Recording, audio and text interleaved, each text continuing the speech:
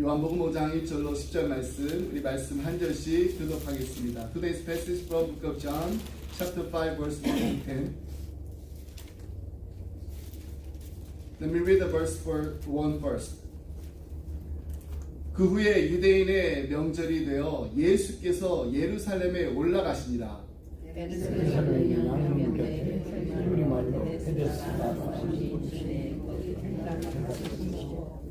그 안에 많은 병자, 맹인, 다리 저는 사람, 혈기 많은 사람들이 누워 물의 움직임을 기다리니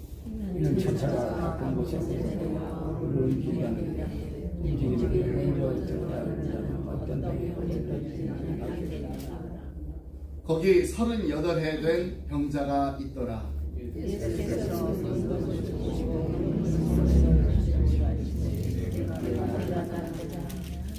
병자가 대답하되 주여 물이 움직일 때에 나를 못에 넣어주는 사람이 없어 내가 가는 동안에 다른 사람이 먼저 내려가나이다.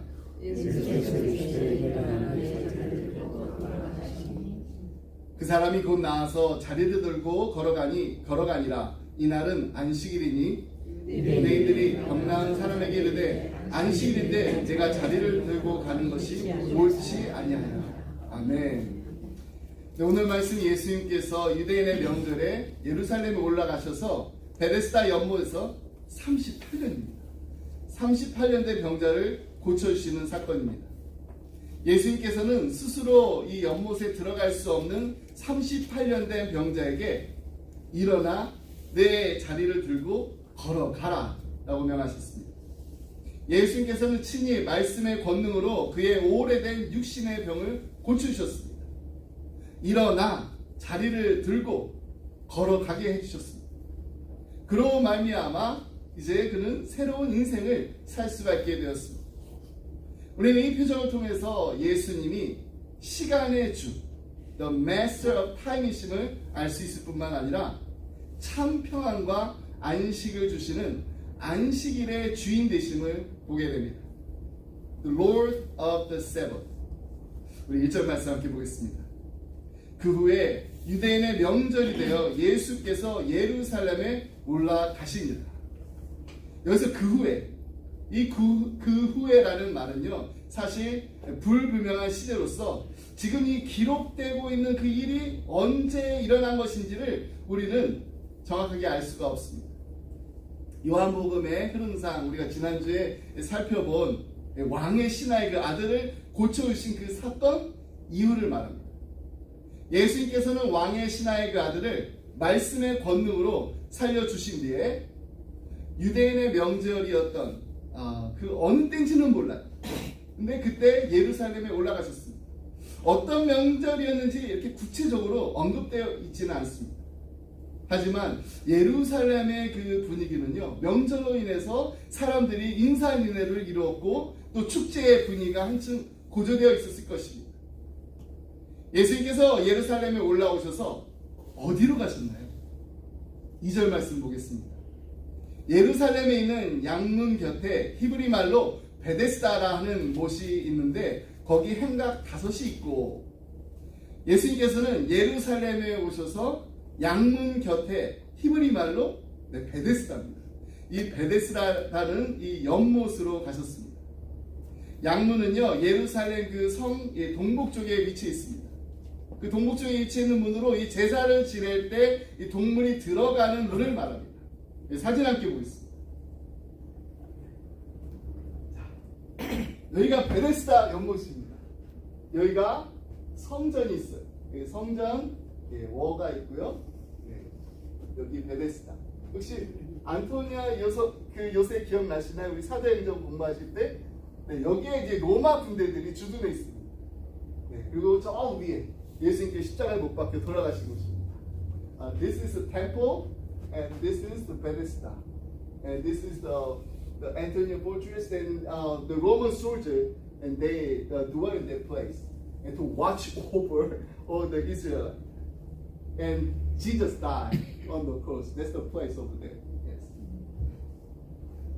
이 베데스다라는 말은요, 베이트 그리고 헤세드 이 두 말이 합성된 말입니다. 베데스다 연못을 한번 잠깐 보여드릴까요? 네, 바로 전이었는데 여기가 베데스다입니다. 굉장히 크죠. 네. 여기에 이제 물을 먼저 이렇게 저장해 놓고 여기서 이제 물이 이쪽으로 들어오면 이제 저장해 놓고 나중에 일로 물을 이렇게 내려가요. 그래서 학자들 가운데 고고학자들 가운데는 여기 이제 물이 있다가 이제 물을 잠깐 내려가면 그때 이렇게 물이 움직이잖아요. 그러니까 이게 천사가 내려가지고 물이 움직이는 것처럼 그래서 물이 움직일 때 병자들이 또 이렇게 들어갔다라고 또 고고학자들이 말하기도 합니다. 자, 베데스다 합성을 하는데 베데스다, 베이트, 그리고 헤세드. 여러분 베이트는요 집이라는 말이에요. 그리고 헤세드는 은혜, 그리고 자비라는 뜻입니다. 자, 그러면은 베이트와 헤세드가 이렇게 합해진 말은 무슨 뜻일까요? 집, 은혜, 집, 자비. 네, 은혜의 집을 말합니다. 자비의 집이라는 뜻입니다. 2절 하반절로 이 3절에 보면은요, 거기에 행각 이 5이 있는데 그 안에 정말 많은 병자, 맹인, 다리 저는 사람, 혈기 많은 사람들이 누워 있었습니다. 그렇다고 왜 이처럼 많은 병자들이 거기에 와 있었던 것일까요? 네, 베데스다 그 연못의 물이 동함을 기다리고 있습니다. 그들에게 한 가지 소망이 있었습니다. 그것은 바로 병 고침을 받는 것이었습니다. 이들 병자들은 그냥 이 한 가지 소망을 가지고 여기에 다 와 있는 거예요. 이는 베데스다 연못에서 옛날부터 내려오는 그 전설이 하나 있었기 때문입니다. 그 전설이 무엇이었나요? 네, 3절로 4절 말씀 함께 보겠습니다. 그 안에 많은 병자, 맹인, 다리 저는 사람, 혈기 많은 사람들이 누워 물의 움직임을 기다리니 이는 천사가 가끔 못에 내려와 물을 움직이게 하는데 움직인 후에 먼저 들어가는 자는 어떤 병에 걸렸든지 낫게 되밀어라. 베데스다 연못에 가끔 이렇게 천사가 와서 물이 이렇게 움직였다라는, 물을 동하게 했다라는 그 전설이 있었는데 여기는 이제 두 가지 견해가 있습니다. 네, 어떤 사람도 정말로 이 천사가 가끔 내려와서 물을 동했다 이렇게 하기도 하고요. 또 어떤 사람은 이게 간헐천이어가지고 가끔 이 물이 동했다라고도 합니다. 우린 그 사실을 정확히 알 수는 없습니다. 하여튼 이 베데스다 연못에 가끔 천사가 내려와서 물을 이렇게 움직이게 하는데 그때 가장 먼저 들어가는 자는 어떠한 병이든지 어떠한 병에 걸렸든지 낫는다는 거죠. 그래서 아마도 이 연못의 이름을 베데스다, 그 은혜의 집이라고 불려졌던 것 같습니다. 이와 같은 전설로 인해서 이 베데스다의 그 연못가에는 항상 수많은 병자들이 모여 있었습니다. 그들은 하나같이 물이 동함을 기다리고 있었습니다. 그들은 이 물이 이렇게 움직일 때 가장 먼저 들어가가지고 병 고침을 받고자 하는 이 한 가지 소망을 가지고 살았습니다. 근데 사실 이곳의 이름이 뭐라고요? 네, 베데스다, 자비의 집, 은혜의 집이었지만은 정작 은혜와 이 자비와는 전혀 상관없는 어떻게 보면 정말 극한 경쟁만 있는 곳이었습니다. 왜 그랬을까요? 천사가 이렇게 가끔 내려와서 물을 이렇게 동하게 하는데 그때 누구든지 가장 먼저 들어가는 자가 나올 수 있기 때문입니다. 베데스다 연못에는요 2등도 3등도 아무런 의미가 없습니다. 무조건 1등을 해야 돼요. 무조건 1등으로 들어가야지만 고침을 받습니다. 그리고 분위기가 어땠을까요? 늘 긴장과 살벌한 분위기로 연출되었을 것입니다. 평소에는 동병상련이라고 서로 이렇게 위로도 하고 도우면서 이렇게 삽니다. 하지만 물이 이렇게 움직이는 걸 보게 되면 상황이 아주 급변해버리고만 또 언제 천사가 와가지고 물이 이렇게 움직이게 할까 기다리기 때문에 늘 긴장하고 있었을 것입니다. 또한 물이 동했을 때도요 제일 먼저 들어가는 자만 나음을 받을 수 있기 때문에 서로 돕고 또 함께 이렇게 놀다가도요 물이 동하면은 다른 거 없습니다. 자신이 가장 먼저 뛰어 들어가기 위해서 기회를 엿봤을 것입니다. 그렇게 서로의 눈치를 보면서 늘 긴장하고 있었을 거예요. 그러다가 물이 동하게 되면은 인정사정 없는 것입니다. 상대방을 짓밟고 1등을 하기 위해서 치열한 싸움을 하느라 아비규환을 이뤘을 것입니다. 그러니 베데스다는 그 이름, 그 이름만 그냥 자비의 집이었지 사실은 그와는 전혀 거리가 먼 곳이 바로 베데스다였습니다. 자, 그렇다면은 실제적으로 물이 이렇게 움직였을 때 누가 가장 먼저 들어갈 수 있었을까요? 병자들 중에서도요, 가장 그래도 좀 건강하고 또 몸이 성한 사람은 들어갈 수 있습니다. 뛰어서 빨리. 근데 정작 은혜가 필요한 중증 환자는 아예 들어갈 수가 없는 곳입니다. 왜냐하면 경쟁에서 항상 뒤처지기 때문입니다. 2등, 3등도 안 된다 그랬어요. 무조건 1등 해야 돼요. 그래서 진짜 은혜가 필요한 병자들에게는 이 베데스다 연못은 그냥 그림의 떡에 불과했습니다. 중환병으로 몸도 제대로 가눌 수 없는 자가 들어가야 되는데 아토피 환자가 그냥 먼저 뛰어 들어가 버린 거예요. 날 때부터 이렇게 앞을 볼 수 없는 소경된 자가 들어가야 되는데 눈에 그냥 조그만 이렇게 다리 찢긴 사람이 먼저 그거 보고 들어가는 거예요. 안전뱅이가 먼저 들어가야 되는데 그냥 운동하다가 다리 조금 이렇게 삐끗한 사람이 먼저 물이 동하는 걸 보고 들어가는 겁니다. 이러한 경쟁으로 아수라장이 된 그곳이 바로 자비의 집, 은혜의 집이라고 불렸습니다. 그래 이게 무슨 베데스다예요? 이런 연못이 무슨 자비의 집이고 은혜의 집이라고 말할 수가 있겠습니까? 사실 이거 이름 바꿔야 됩니다. 3절 말씀 우리 다시 한번 보겠습니다. 그 안에 많은 병자, 맹인, 다리 저는 사람, 혈기 마른 사람들이 누워. 여러분 지금 여기에 언급하고 있는 병자들 중에 가장 먼저 누가 연못에 들어갈 수 있을까요? 병자, 맹인, 다리 저는 사람, 혈기 마른 사람. 앞을 볼 수 없는 맹인은요, 물이 지금 움직이고 있는지 안 움직이고 있는지 그걸 볼 수가 없습니다. 어떻게 알 수가 있어요? 또 다리를 저는 사람은요, 얼마나 또 잘 달려야지 다리가 성한 사람을 이기고 물에 먼저 들어갈 수 있겠습니까? 혈기 많은 사람은 중풍병자입니다. 중풍병자가 무슨 수로 벌떡 일어나가지고 물에 들어갈 수 있겠습니까? 아무리 은혜가 임하는 못이라고 하더라도 자비가 흐르고 있는 연못이라고 하여도요, 들어갈 수 없는 곳이 바로 이 베데스다. 결국 자비의 집에 자비가 없는 거예요. 은혜의 집에 은혜가 없는 것입니다. 근데 이런 현장에 누가 오셨나요? 바로 자비와 은혜의 실체이신 예수 그리스도께서 오신 것입니다. 자비가 없는 집에, 그 자비가 없는 자비의 집에 자비 자체이신 예수님이 오신 것입니다. 그리고 그 예수님께서 지금 누구를 찾아가십니까? 가장 불가능한 자, 혈기 마른 자, 그것도 1년, 2년이 아니라 38년이나 누워있었던 그 자를 찾아가셨습니다. 예수님께서는 38년 된 그 병자에게 다가가셔서 뭐라고 말씀하셨나요? 우리 6절 말씀 함께 보겠습니다. 예수께서 그 누운 것을 보시고 병이 벌써 오래된 줄 아시고 이르시되 내가 낫고자 하느냐. 여기서 예수께서 보셨다. 이 보셨다라는 말은 정말 깊은 사랑과 관심을 가지고 자비의 눈으로 보셨다는 뜻입니다. 그렇습니다.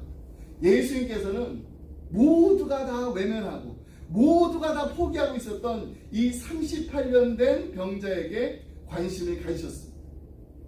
그를 보시고 그의 병이 벌써 오래된 줄 알고 계셨습니다. 여기서 아셨다 이 말도요, 얼마나 오랫동안 이 병마에 시달렸으며 지금도 또 얼마나 괴로움을 당하고 있는지, 얼마나 또 절망하고 있는지 이 모든 것들을 다 아셨다라는 뜻입니다.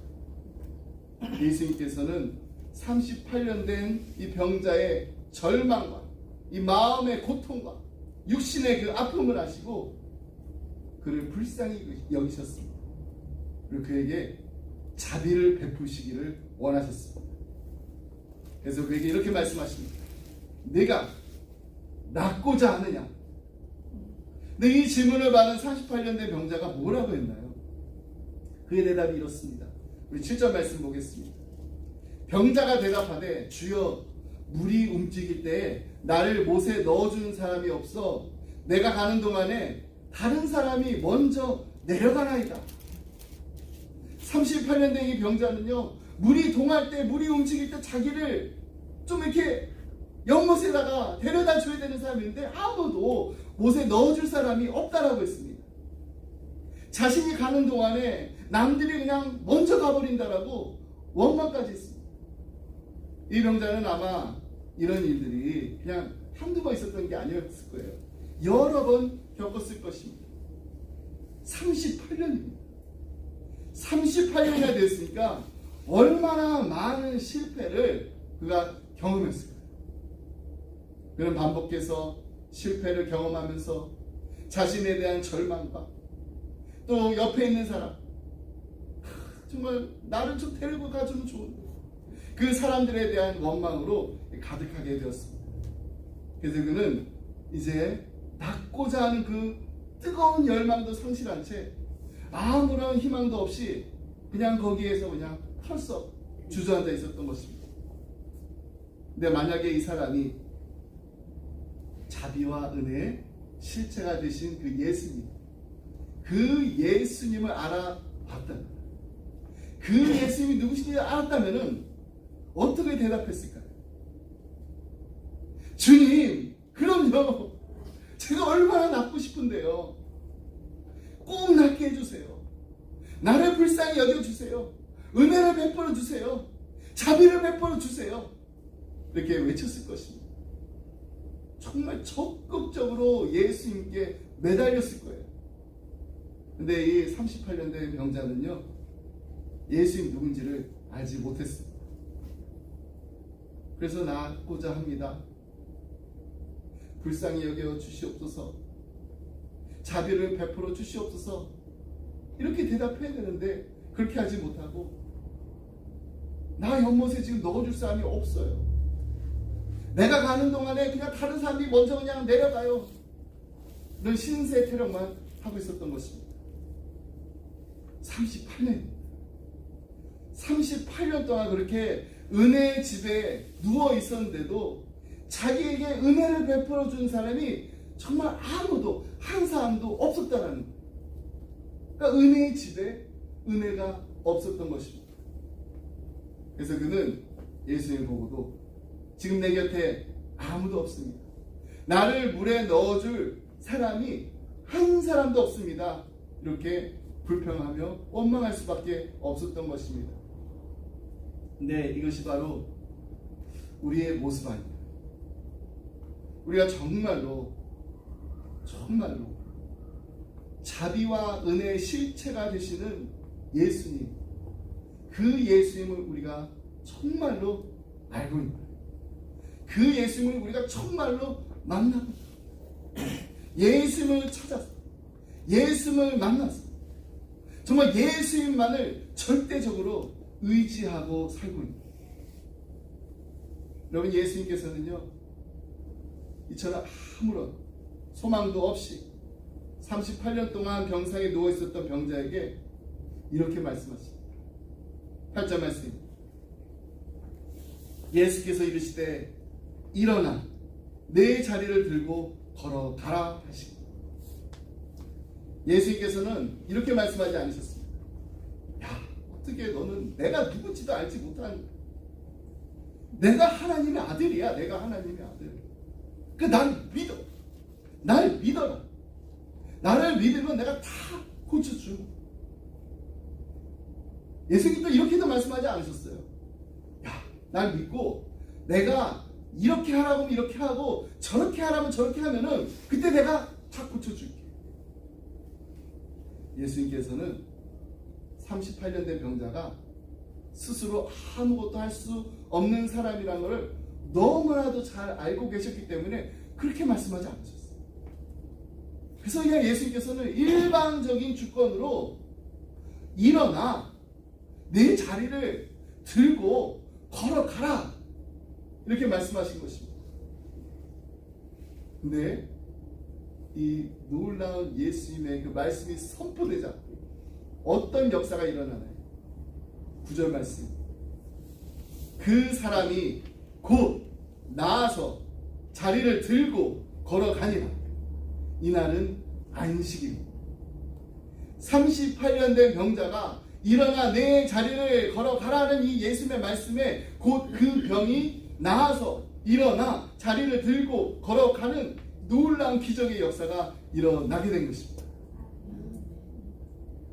이 중풍병자가 예수님께서 말씀하실 때 그 말씀을 믿었기 때문에 이 놀라운 기적이 일어난 것일까요?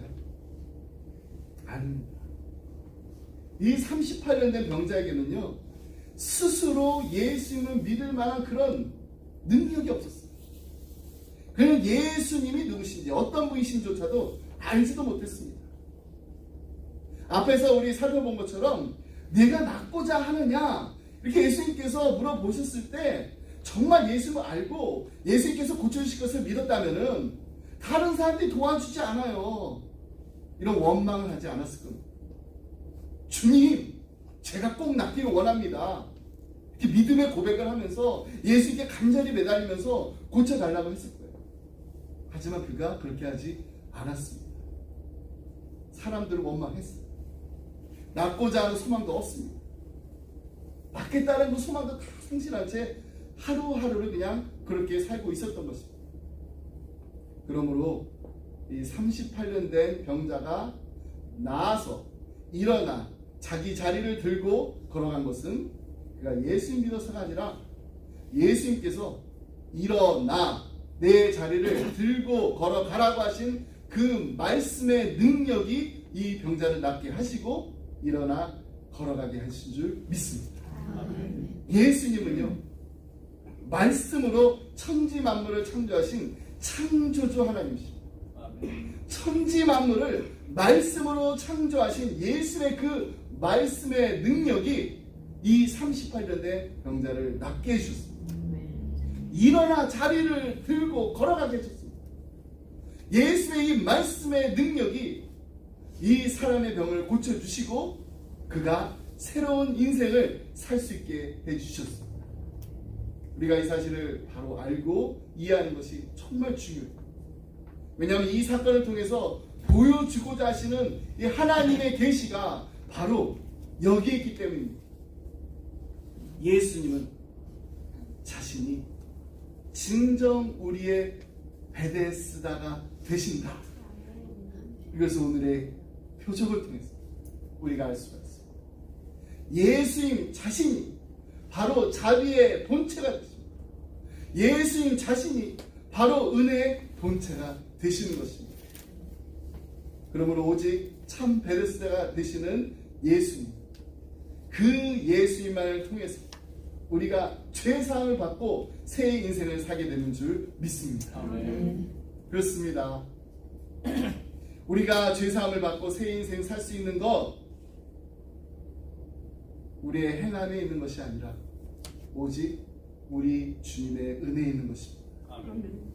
오늘날 우리도요, 이러한 동일한 이 주님의 말씀의 능력으로 예수님을 알게 된 사람들입니다.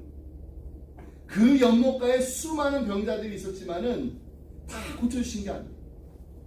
38년 된 병자가 주님의 선택적인 은혜를 입게 되었습니다.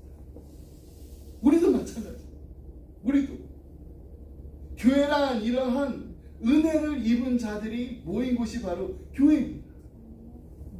내가 선택한 것이 아니라 주님의 선택을 받아서 하나님의 은혜로 예수님을 믿게 되고 구원을 받은 자들이 모인 곳이 바로 교회입니다.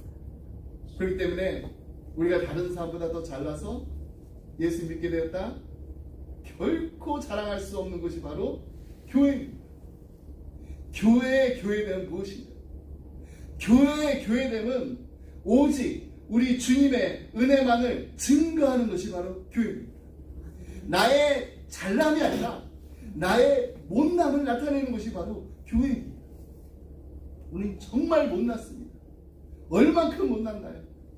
우리는 전적으로 타락한 죄인이었기 때문에 이 세상의 어떠한 방법으로 스스로 은혜 속에 들어갈 수가 없었습니다. 그런 우리를 누가 먼저 선택하십니까? 바로 예수. 그 예수님께서 우리를 찾아주셨습니다. 우리를 선택해 주셨습니다. 주님으로부터 믿음을 선물로 받았습니다. 그래서 우리가 하나님의 자녀가 되었습니다. 우리가 잘나서가 아니라 우리 주님의 일방적인 은혜입니다. 하나님께서 우리를 사랑하셔서 독생자 예수 그리스도를 보내주시고 십자가의 은혜로 말미암아 우리를 구원하셨습니다.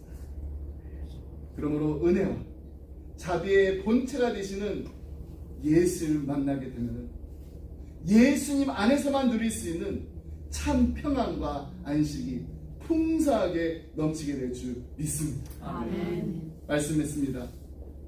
여러분, 우리가 잘 아는 나의 등 뒤에서 이 보험성가를 지은 최용덕 집사님의 이야기.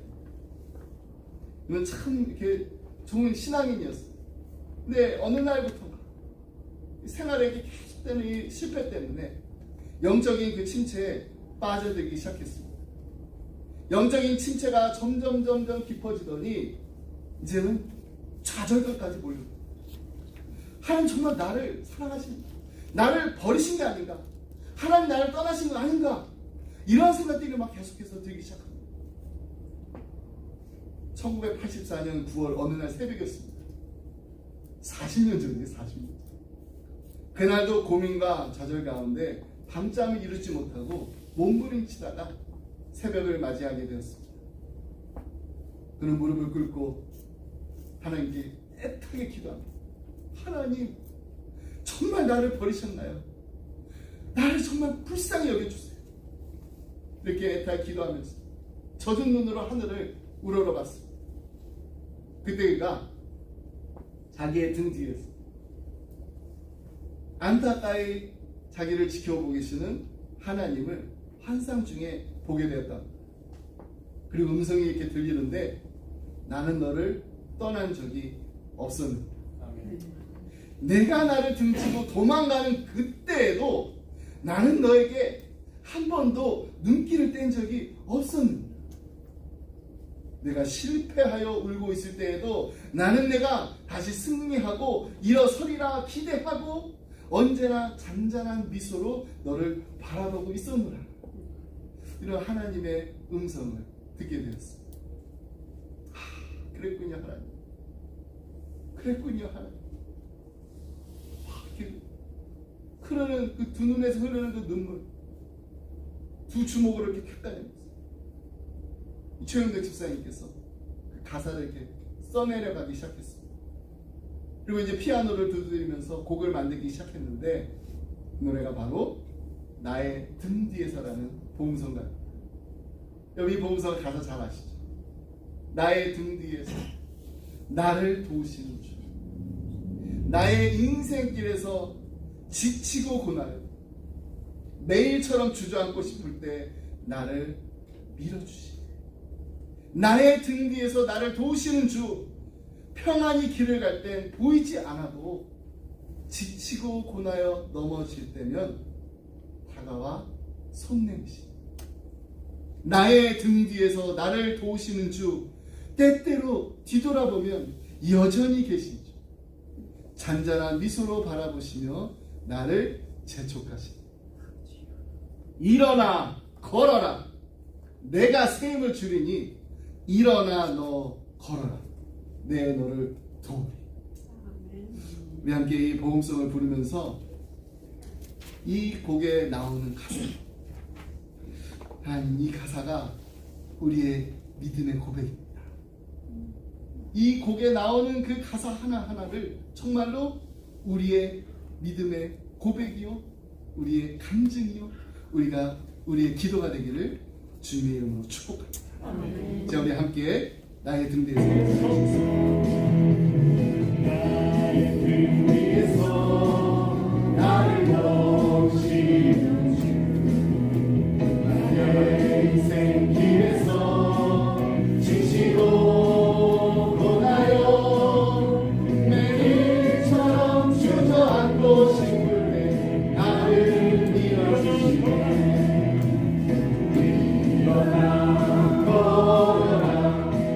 내가 새 힘을 주리니 일어나 너 걸어라 내 것을 조금씩 나의 주에서 나를 새 힘을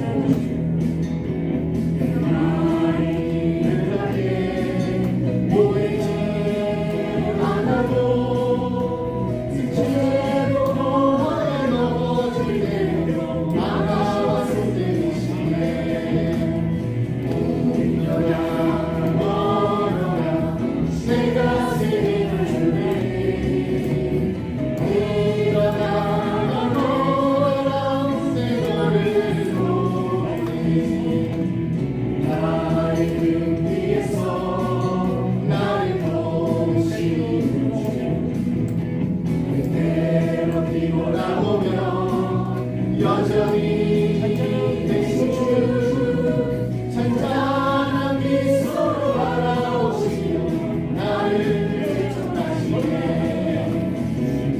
일어나 걸어라 내가 새 힘을 주리니 일어나 너 걸어라 내 너를 보니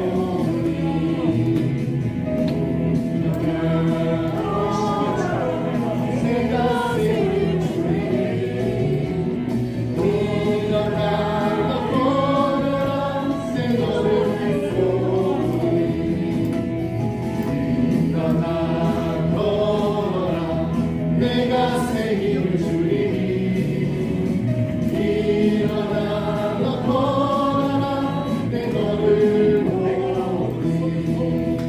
네, 기도하겠습니다.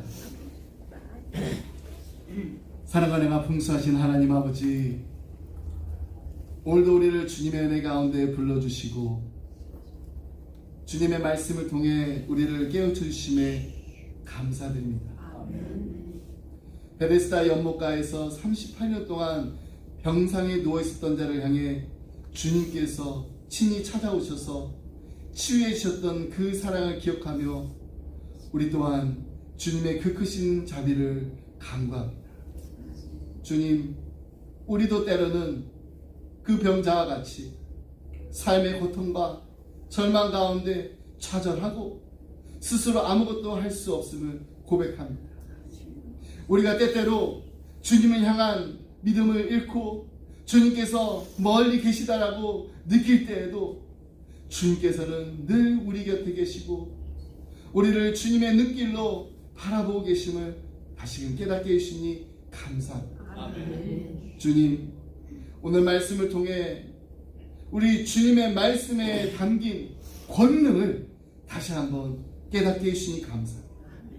일어나 내 자리를 들고 걸어가라 하신 주님의 말씀이 38년 된 병자를 치유하고 새 인생을 허락하신 것처럼 우리에게도 주님께서 주시는 새 힘으로 일어나 걷게 하여 주시옵소서. 아멘. 우리의 능력이나 우리의 행위가 아니라 오직 주님의 은혜로 우리가 새 삶을 얻게 됨을 믿습니다. 아멘. 주님만이 진정 우리의 참된 베데스가 되심을 고백하오니 주님 안에서만 누릴 수 있는 참 평안과 안식이 넘치게 하여 주옵소서. 아멘. 오늘 우리의 모든 삶 속에서 주님의 은혜를 기억하면서 그 은혜 속에 거하며 날마다 주님만을 의지하며 살게 하여 주옵소서. 아멘. 사랑하는 우리의 자녀들을 위해 기도합니다. 오늘 우리가 함께 부른 나의 등 뒤에서의 가사처럼 주님께서 항상 이들을 도와주시옵소서. 아멘. 지치고 힘든 일이 생길 때마다 주저앉고 싶을 때마다 나에게 새 힘을 주시고 나를 일으켜 세워주시는 예수님을 만나게 하여 주옵소서. 아멘. 이들이 걸어가는 모든 인생의 길에서 주님의 인도하심과 보호하심을 경험하게 하여 주시옵시고 주님의 자비와 평안을 풍성히 누리게 하여 주옵소서. 아멘. 이 모든 말씀 우리를 사랑하시고 우리를 구원하신 예수님의 이름으로 기도드립니다. 아멘. 아멘. 나 자리는 함께 주동승하겠습니다. 아멘.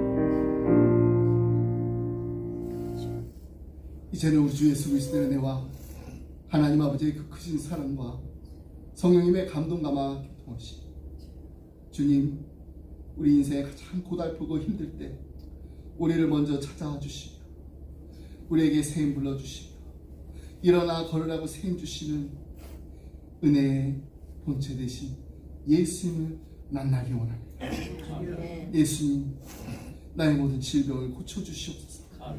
나의 병든 마음을 치유하여 주시옵소서. 우리의 가정을 붙잡아 주시옵소서. 우리 교회를 지켜주시옵소서. 하나님,